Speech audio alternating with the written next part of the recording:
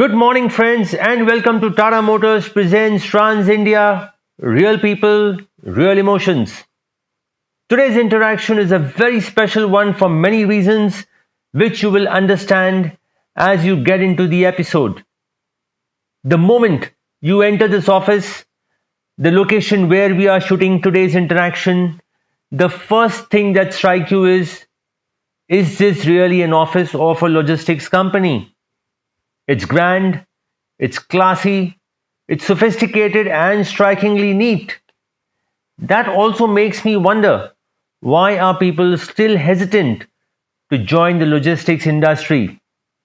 So here we are at the headquarters of Safexpress, perhaps India's largest family managed logistics company.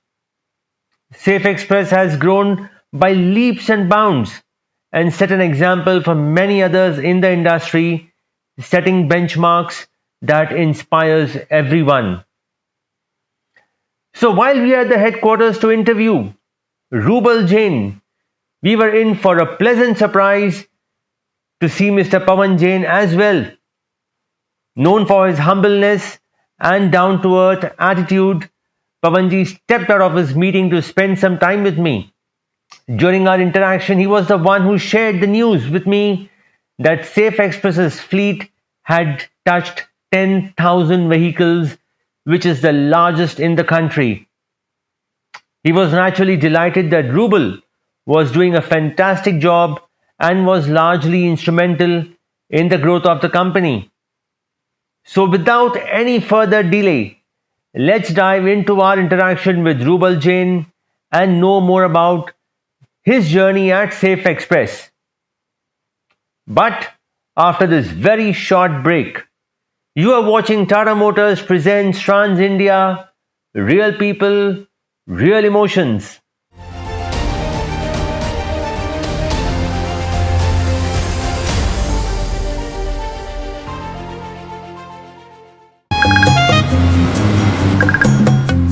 Sir 8:30 को निकल गया truck का mileage, fuel, trip सबकी खबर मिलेगी सर।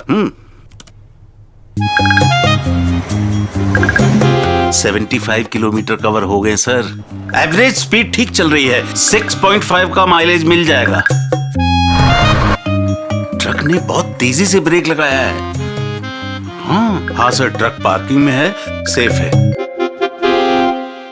सर इस ट्रिप में 15% प्रॉफिट पक्का। 18.75 हैं? कैसे? ऐसे।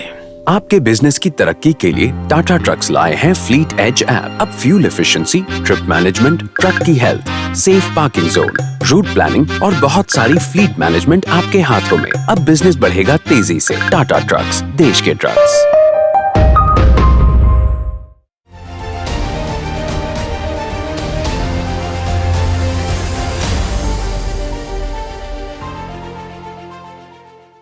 Welcome back to Tata Motors presents Trans India Real People, Real Emotions.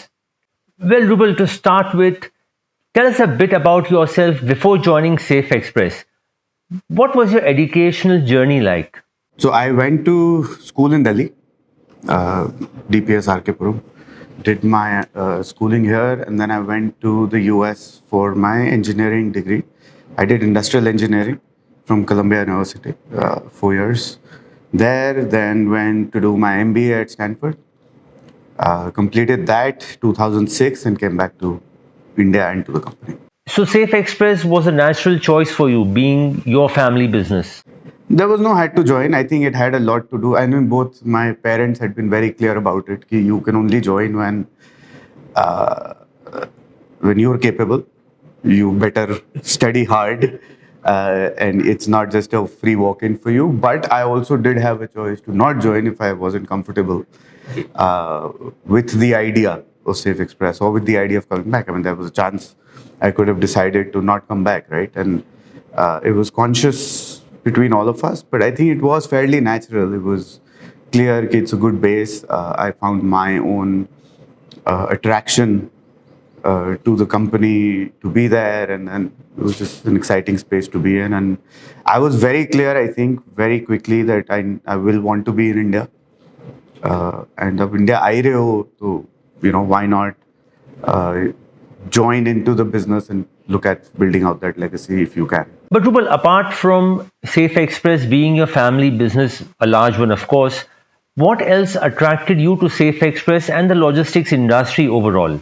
Yeah, so Safexpress itself, I think we started in '97, right around the time, or right after the time when the economy started to open up, and very quickly, with all the new brands coming in, with all the new excitement coming in into India, it became very clear that India will become a consumption economy, and more financial instruments started to roll in. People were buying things with a lot of ease, and so it was very clear that logistics is going to be the space to be in.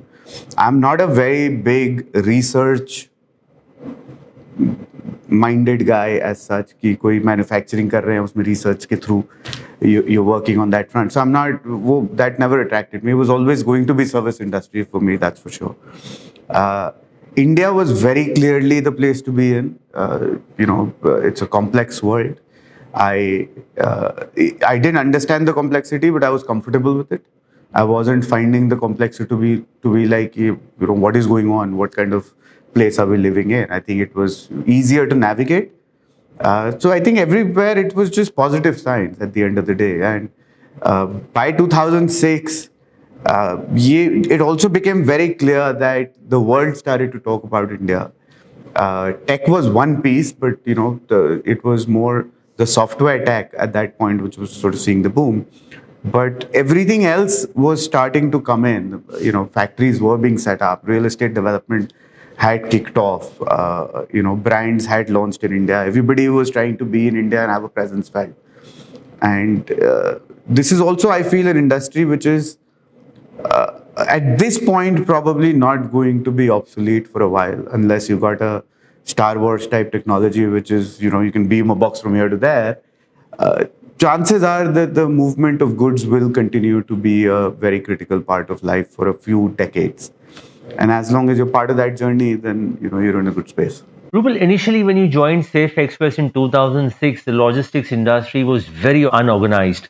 Nothing was falling in place. What were your initial thoughts then? I mean, did you think, am I at the right place? Do I have a scope to change things? No, so when I came in, that was actually what got me excited. The industry is very unorganized, and typical industry, or typical actually businesses in India, not just logistics, have worked with the idea of जहाँ पे आप बैठे हो वहाँ काम होता है. And then you have a son, and then son sits in another shop, and then that second shop gets opened, and a brother sits in the third, and then that is how it works. Even the logistics industry typically was कि लुधियाना में father है, दिल्ली में branch तब खुली जब बेटा आ गया या दूसरा भाई था, and then that the willingness to control caused companies to not grow that fast. And I've always found this as a very interesting challenge that the world has figured out systems and processes to run branches that are not directly under your view. That requires a lot more strength, I would say, at the corporate office or the control here. But I mean, you've got banks running, you've got institutions running, you've got fast food, franchisees running. How are they running? Wahan pe everyone doesn't have the owner sitting there or monitoring. So the systems, processes need to be in place. And I really love working on that front. So I think when I came back, that was really a very easy one for me to pick. Not easy to accept by everyone, because the idea that if this person isn't there, how will things get managed? To transition to I'm going to make things get managed with or without you doesn't feel good to the people who were involved, right? But those who saw the vision actually started to get very excited by it. I knew very quickly that all of this is going to happen only through a major tech intervention. You need to use technology to be able to put in the controls, but also put in the process, right? At the end of the day, if I have to go from A to B to C to D, you build a technology that doesn't allow you to go from A to C. It takes you to B, then to C, then to D. Initially, now a lot of automation can also help you move that part quicker. But initially, I think the idea was that. So we built out our new tech platform, keeping this in mind, keeping in mind that the first step needs to be completed, second step to get done, which was what we were struggling with because a lot of it was manual or on paper, and you needed that to come in. So from very early on, one of my thoughts was, and I talk about it to the team all the time, is every single branch of Safexpress needs to look and feel and function the same. It can't be that you're deploying a technology in the 10 big hubs, but baki jagah to, the cost is prohibitive. Wahan pe kyun lagana hai? Wahan pe it's small. We are very clear that every branch has its potential. Every branch needs to be operated in a particular way. It needs to look and feel the same. It needs to act the same. You can't have an ICICI bank where computer nahi hai. कि जी यहाँ पे तो जी ये तो छोटी branch है ना, तो we can work on a pen and paper. No, the structure is the same. The process is the same. So it has to be exactly the same across the board. Only the scale may change. And that, again, obviously required a lot of investment and a lot of convincing internally also. For me also, कि यार, what are we really doing? But that really helped out because the structure then of the company became process managed rather than physically monitored and managed. Rubal, with so much investment going in, do you think the returns are good incentive as there is so much competition around you? Yeah, this is an industry where if you don't invest, you won't grow. This is very clear, right? You have to build capacity.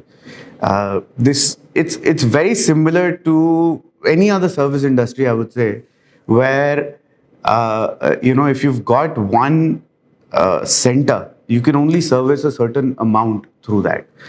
Simple example could be, let's say, a hotel.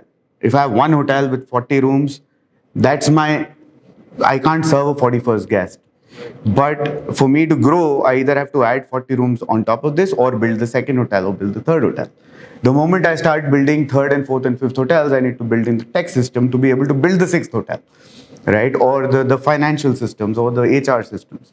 So, but for me to get the 200th client or the 2000th client, capacity is too critical. So this is all part of that play, that you have to keep investing to keep building capacity to keep growing across the board. Now, ROI is a very interesting term that you use, but you can't think of a lot of these things from an ROI perspective. If you believe truly in the growth story of India, if you truly believe in the growth story of logistics in itself, all of this will play out in the long run, right? It's like saying that, oh, I need to set up a power plant in India and ROI kya hai? You set it up, it will get used because of the requirement in India. The government is building insane amount of highways across India of like very large scale. You look at an ROI, India is not going to grow, right? You'll go from 1 lane to 1.5 lane, ki bhaiya, this is how far we can go. But if you want to grow, you have to look at building those 8 lane, 10 lane highways, even parallel to another 6 lane highway that may exist, and that's happening, but that is what it is. So we do believe that the ROI is very long-term growth. But are customers happy paying that extra bit for the good quality service? Do you see a shift in that? We do, for sure. The difference is that when the customer looks at your service as a sales enabler, then they are happy to work very strongly with you because their savings are actually more, which is not on a cost line perspective, right? So a simple example is if you manufacture shirts and you deliver to shops in the malls, a sales-oriented person wants that delivery to happen on Friday morning so that Saturday and Sunday things get sold. A cost-centered guy may say, let's reduce the cost. Oh, it got delivered on Monday. It got delivered on Monday. Okay, I didn't pay too much, but you've lost the weekend sale, right? And somebody like you and me, we go into the mall once in a while. We'll be like, I need a white shirt today. I didn't get on this brand, I'll buy this one and move on, and this guy's lost the sale. So the moment you start thinking about logistics as a very key sales enabling piece, your question of cost changes, your base of cost changes. You start looking at things very differently. Lost sale becomes a very big cost, and suddenly what you're paying to a higher quality or a faster service provider is far lower than what you were actually paying to the slower or the unorganized service provider. So that change has started to come for sure. For sure.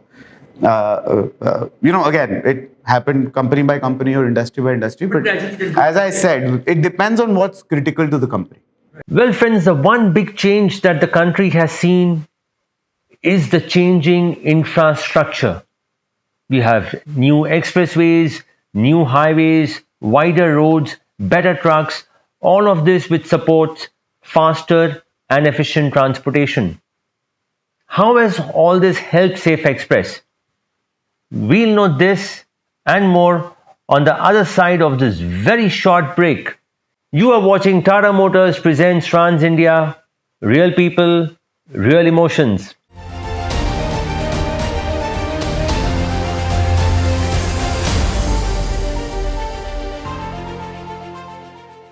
पहले ही दिन आपके साथ जाने का परम सौभाग्य मिल गया।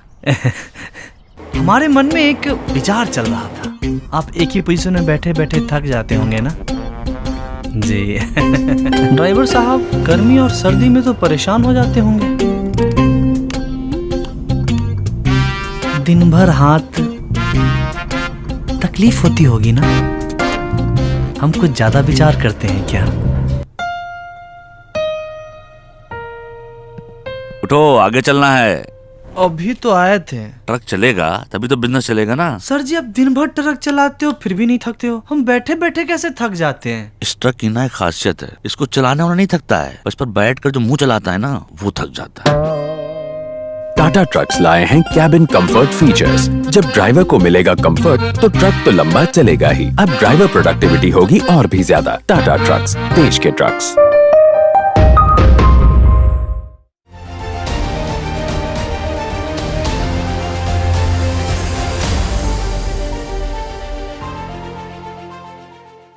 Welcome back to Tata Motors presents Trans India, real people, real emotions. We are in conversation with Rubal Jain, the next gen logistician at Safexpress, heading not just an organization but a legacy. So Rubal, how much has infra development impacted Safexpress? Of course, it's helped. Look, if it's helped India grow, we grow along with it, right? If our customers are growing, we grow along with it. So there is zero doubt about it that the infrastructure development is part of our growth story. But I don't think it's limited to Safexpress. I think it's limited to, or it's broad enough to cover all of India. We have been able to, I guess, attach ourselves with that a little bit stronger, I guess, and we've been able to make decisions that allow us to invest more. So buying that 10,000th truck or bringing that one into the fleet was a little easier mentally. You're struggling less with the decision of how are you going to manage such a network, and that infrastructure definitely helps. So Rubal, what are the major challenges that are hampering the growth of this segment currently? Going forward, what are the major hurdles you see? So I feel that one very important thing is that this industry is still not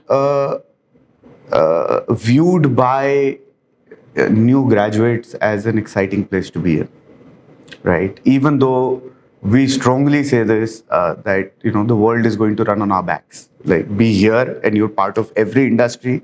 You have the pulse of the economy way more than anyone else.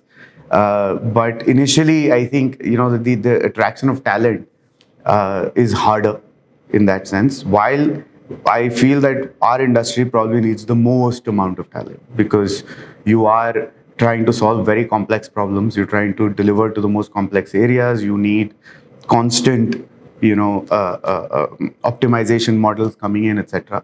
So we do work on it. We do build it out, but it's not the attraction that a Big Four consulting or the banks or maybe some part of the tech sector has. It's missing, but it's slowly getting there. I think it's going to take a little bit more time for it to get there.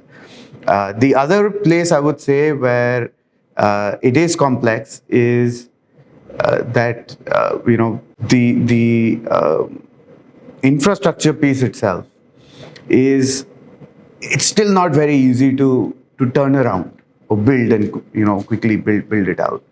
I think just like in early stages of real estate, you had folks building, say, malls or residential complexes that were maximizing revenue but not maximizing usage or optimizing usage. Initial burst of warehouse development that's happened over the last few years has seen that. So you're not getting the most optimal quality warehouses, you're not getting the best serviceable warehouses yet, but that's also now started to move. I think now people have realized that you can't just build a shed. You now need to build quality warehouses that actually operate at a very different level. So again, we're seeing changes, we're seeing improvement, but these do remain challenges, at least for the foreseeable future. So, Rubal, in the long term, do you see these things phasing out? We're hoping, right? And they should phase out. But abhi ke liye these, as you said, you asked what are the current challenges. I think these two do remain challenges. Not a very, it's not clearly solved for already. Rubal, talking a bit about Safexpress, what are the verticals and operations that Safexpress is into? So we are basically a B2B door-to-door package delivery company.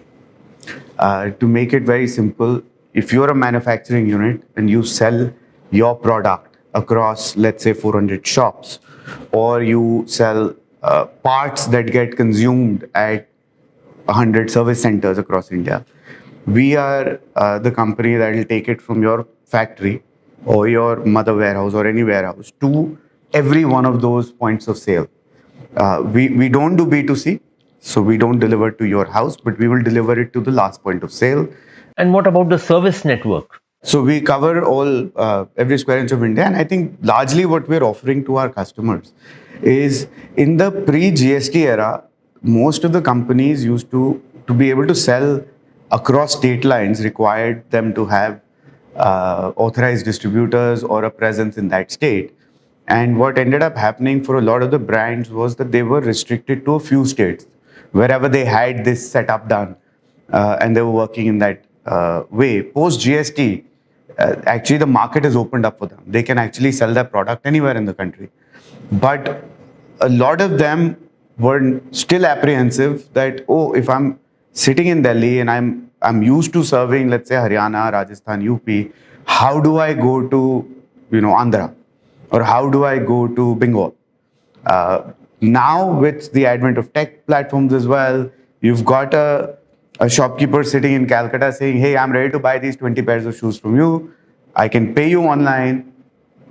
Safexpress can bring it to me, right? So now this customers have suddenly started saying that, hey, my product can be sold across India. And I don't need to worry about it, because if it's one box, Safexpress will take that one box. They will deliver it on time. My market is no longer the 3, 4, 5 states I used to work in. I can actually sell all India. And they've suddenly started seeing a boom in their own sales and their own market spread, simply because they've got the online payment sorted and they've got a Safexpress to say, whatever you make, as long as it's within the boundaries of India, if it needs to go, we'll take it within a time definite environment as well. And how many pin codes are there with you now? We are delivering to about 31,235 pin codes, and that is basically all the pin codes of India. The story with pin codes is that there is still no one authority on pin codes. The Indian postal system has a set of pin codes. Guys like Map My India and Google Maps, who are actually doing a lot of research on the Indian geography, have a different set of pin codes. For us, this list has come about because we've been given packages to deliver to these pin codes. So they do exist. It's just that there is no one consolidated authority to tell us. So we've been to them, we deliver to them, our truck goes to them. So right now it is 31,235 pin codes that we have. Rubal, warehousing is the new buzzword in the logistics segment. What is the kind of facility you have in warehousing in terms of size and geography, and what are the plans for the same? So we have about 18 million square foot warehouse space across India, but these are all distribution centers. They aren't storage centers. They are meant as, let's say, the airport or the railway stations where you have packages coming in, getting sorted and moving out. What we need spaces for is, because we've gone so deep and we've got now offices in over 810 cities, that you need spots where materials can move in a mesh network and get distributed across the country very quickly. Warehousing infrastructure is a very important part of capacity creation for us. The more efficient the warehouse and the more sort of optimally located the warehouse, the better our network can be and the faster we can deliver across the country. And it's actually not just about also being faster, it is also about being consistently able to deliver within certain timelines, or to be able to manage the complexities of India. Unfortunately, over the last week or so, a couple of northern states have seen a lot of flooding that's happened due to the rains. We've had unrest in a couple of states out in the east. We've had cases where there are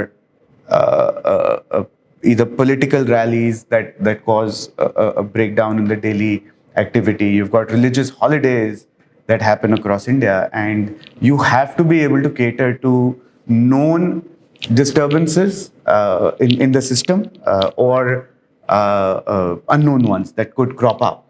And as a result, you do need spaces in your warehouse to be able to manage that elasticity, right?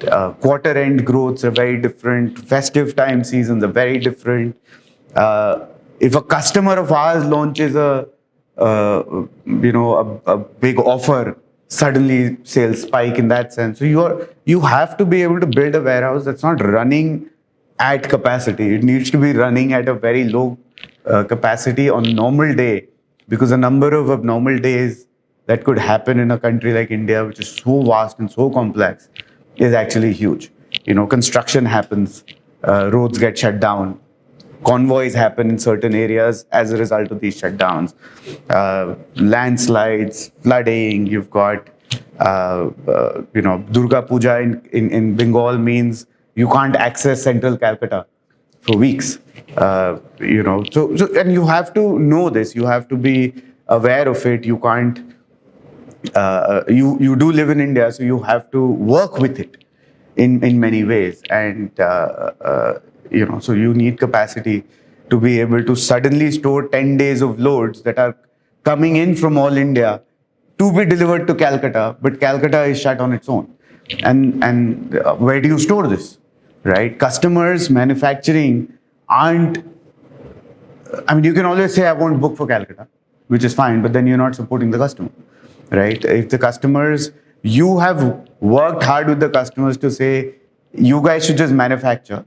And why do you need to store? As soon as it's manufactured, we'll pick it up and deliver it.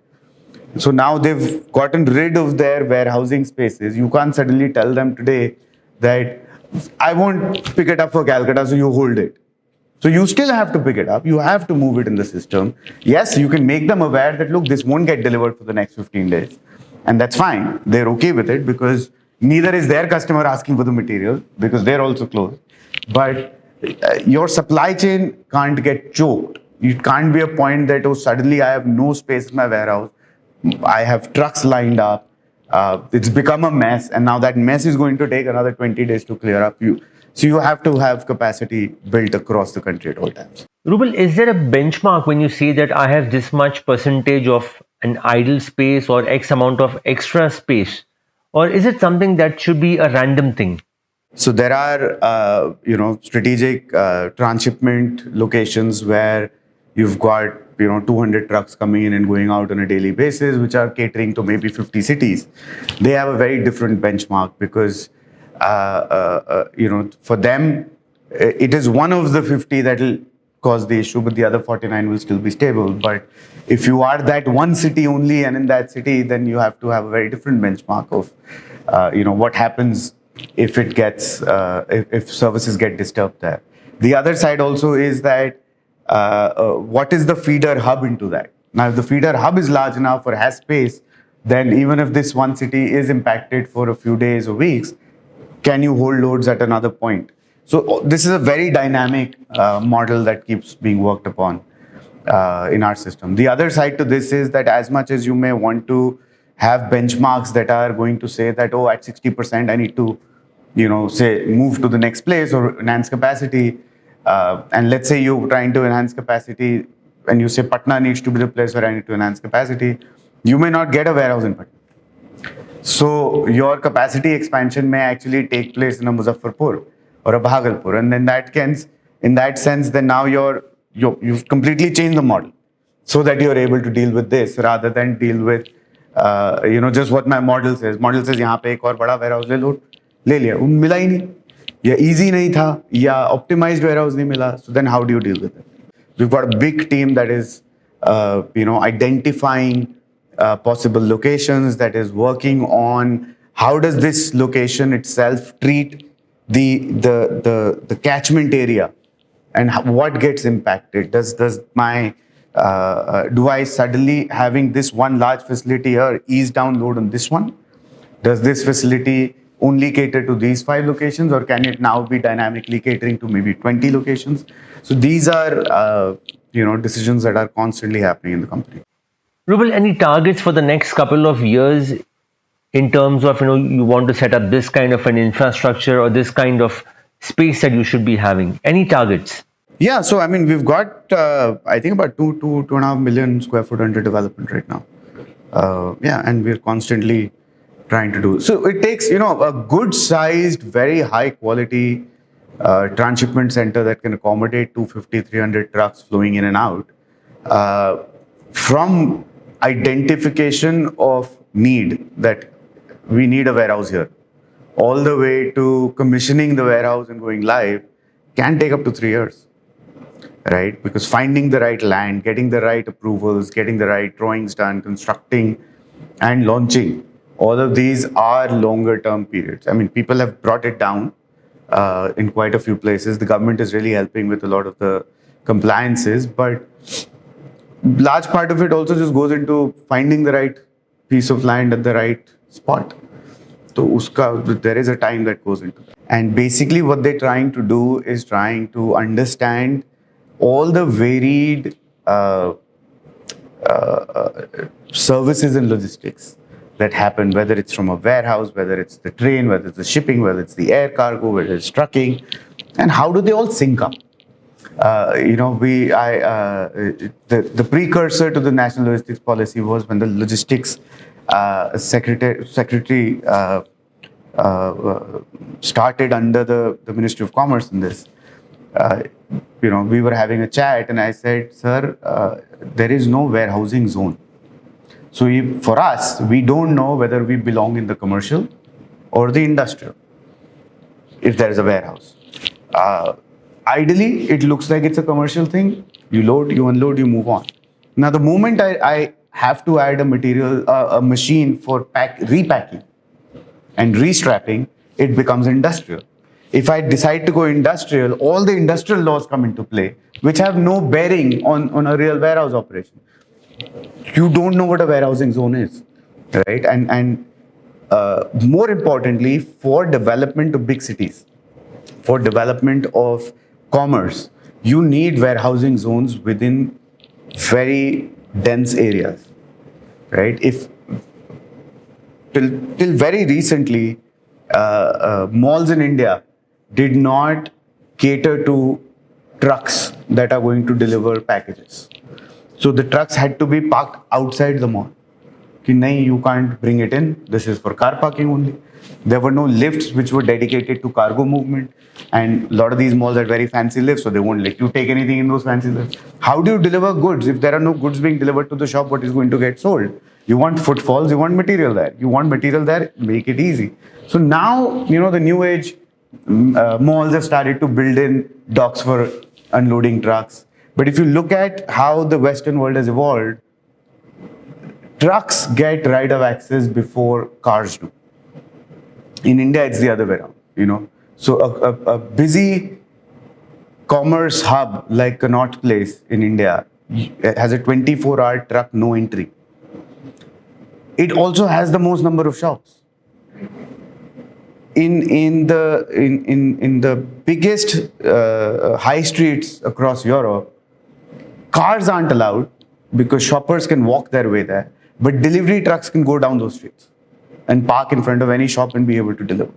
So if you want to grow commerce, you have to look at this. So National Logistics Policy is also trying to address a lot of this going forward, that how do you ensure that package movement happens properly? How do you ensure truck movement happens properly?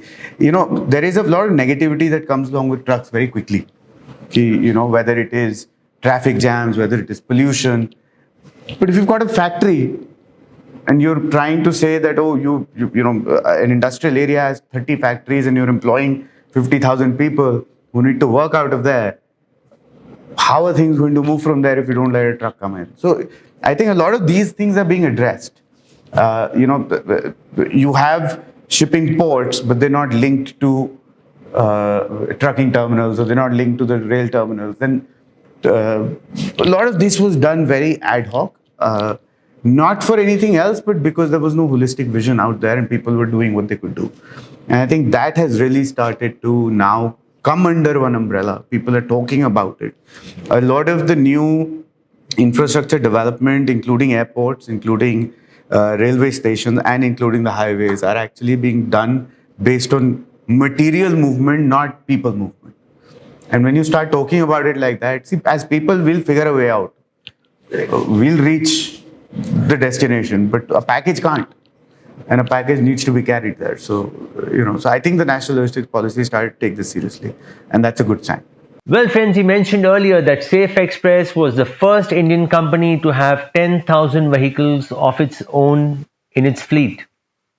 But how does the company manage this fleet, especially the drivers? We'll talk about this and the future plans of Rubal. But after this very short break, you are watching Tata Motors presents Trans India, Real People, Real Emotions.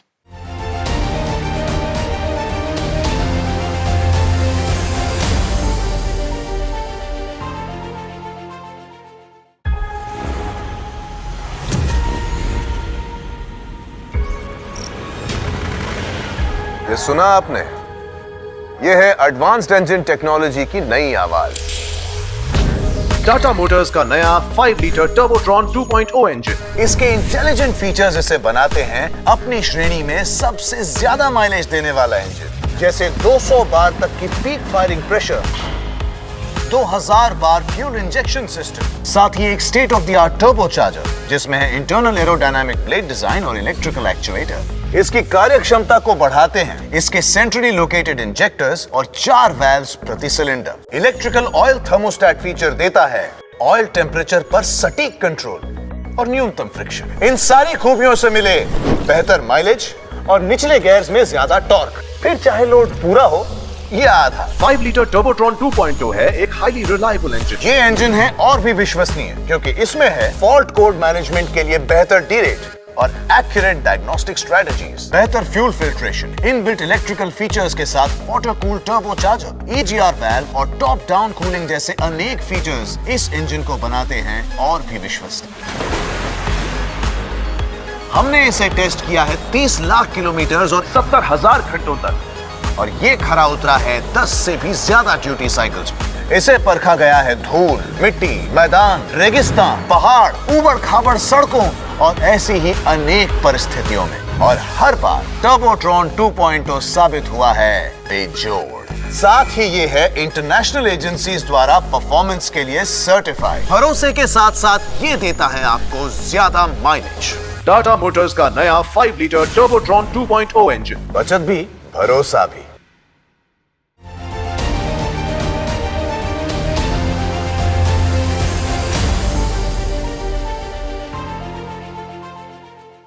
Welcome back to Tata Motors presents Trans India. Real people, real emotions.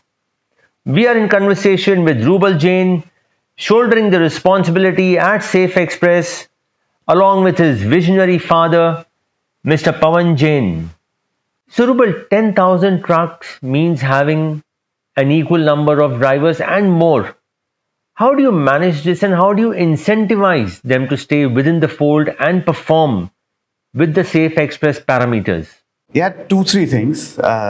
Very simple. What does a truck driver in our industry really want? Right? We should really go a little deeper and understand that, because that largely makes all the difference in terms of whether they stick with you or not. The first thing that they want is consistency in what you're saying to them and what is actually happening. So for us in our setup, we've been very clear that this departure is going to take place at 4 a.m. They know it's going to happen at 4 a.m. If it's going to happen at 4 a.m. and it's going to take them 40 hours to reach a particular location, they know the route and they go on that route every day. There is no, oh, today you're going to Bangalore, acha, tomorrow we'll send you to Calcutta, acha, tomorrow you'll go to Jaipur, none of that. They work on one route. They go up and down that route. So now they know that route like the back of their hand. They know exactly which dhabas to stop at what places they can take a rest, at what spots are comfortable for them. Second, as soon as they arrive at the destination, they want the truck to get unloaded. It shouldn't be that, oh, you've arrived, now stand in line. There are 30 trucks before you, your number will come day after tomorrow. And this happens in the industry. And people have to wait a long time. The whole industry was developed like that. Okay, now you've come, now we're unloading. So for us, it's very important. We actually track how many trucks have arrived, and completion of unloading needs to happen within 2 hours of arrival. So not just arrived, but unloaded, documented, every package scanned, completed. Right? So this has to happen. This is a very large number. It can be optimized and brought down, but you're taking everything within the 2 hours, including a little bit of backlog at the hub or whatever it is. The third thing is, when they do arrive at our hubs, they get places to rest, relax, comfortable spots. So we've built out very nice rest areas for them to allow them to get their sleep, or catch up on stuff. They can take a shower there and kind of relax there. So we've kept it very simple for them, so that they don't feel that, apart from the stress of traversing India and the Indian roads, once you reach the destination, you're still under stress, Bauji paise de do. So all of that we've settled. So when we say within 2 hours, by the way, it includes payment. So we pay our entire fleet of trucks every day. So as of 12 o'clock today, we don't owe anybody anything for up to yesterday. Right? So it helps them stay on top of it. They know that if they have committed a payout to somebody, it's guaranteed, because Safexpress would have paid them. And simple things like this, you keep them comfortable, you address them with a little bit of politeness. Even if you're not addressing them at all, if you've completed your processes, which gives them that thought that, oh, I've arrived and the truck is unloaded and I'm okay, I get my rest time, I can go lie down there, they've got a bed for me, they've got a space for me, I can take a nice shower. All of that suddenly gives them comfort that let me be with these guys. And I have consistency. I know I will leave at 4 a.m., which means I know I will have breakfast at 9 a.m. at this dhaba, because it takes me that long to reach here. Otherwise, today at 4 a.m., tomorrow I'm leaving you at 8 a.m. Now he's like, oh, I have to find a new place, because even though I'm on the same route, I can't reach there at the same time, which means my entire body clock goes for a toss. So you have to build that consistency in. And I think that's a very large part of why we've been successfully able to get this far and have the fleet of 10,000 trucks with us and growing, because in our small part, I will not say that this is in any way us doing a lot for the drivers, but we've solved for their little problems, which I feel, these little problems are what nag them every day. So at least solve for them. We also, of course, do a lot of health camps for them across the country. So every few months, in a cycle of a truck driver, or at least once a year in a cycle of a truck driver, a health camp gets done for them. So when they are in that journey, when they're back in their location, they'll end up getting a health camp, full body checkup done. So at least that also gives them some direction and comfort, and we're able to do certain things for them on that. So, Rubal, is having an air-conditioned cabin a priority for the drivers, or there are other things that need to be looked at which are more relevant? I think you need to talk to the truck drivers before you take this call. Yes, why not? The comfort should be there for them. But is this a comfort that they want? Is this a comfort? How many of them are actually going to switch on the AC versus keep the window rolled down? The significant impact on your diesel consumption is going to probably get a lot of them to be just not driving with the AC. There is a reason why AC cabins haven't come into play in India, and that has a lot to do with the cost. That has a lot to do with the mindset of the driver, right? They are, I wouldn't say they're happy with how they are, but it'll take a very big change for them to switch over. I don't know what the right answer here is, but I think this decision has not been taken into account, keeping into account the truck driver as much as what should be there. And yes, as I said, it's good. We're making sure that the drivers have the comfort. I'm just not sure if they are going to use it. Rubal, recently Safexpress purchased a large number of EVs for last mile delivery, I believe. How has that been for you? How has that experience been? It's still learning phase for us. We are in the short last mile, first mile segment. We're studying them. We actually didn't just buy them. We were in the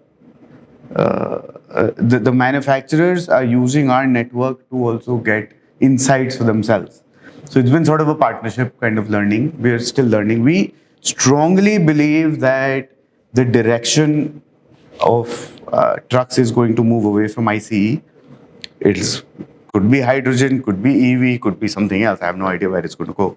But we've actually set up a team now internally to focus on deploying some of these technology solutions of trucks that are coming in and testing them out and learning from them. I think this is a phase to learn right now. I wouldn't say it's completely changed based on where can you charge, how easy is the charge. You say that it can take certain load, a certain speed, what's actually happening. The thing is, the drivers aren't yet clear about it on how to maximize the usage or maximize life. They've learned it about the ICE trucks over many, many years, but they haven't really learned it yet. So it's still I would say, a learning phase. But we have to be ready because we're very convinced that the world is going to, or India will move away from ICE. And especially, I think India is going to move away from ICE in commercial traffic way before it will happen on passenger. Because this is where the real bulk and the cost and the movement is. And it's happening, I think, with a lot of investment coming up in hydrogen, a lot of investment coming up in the battery technology.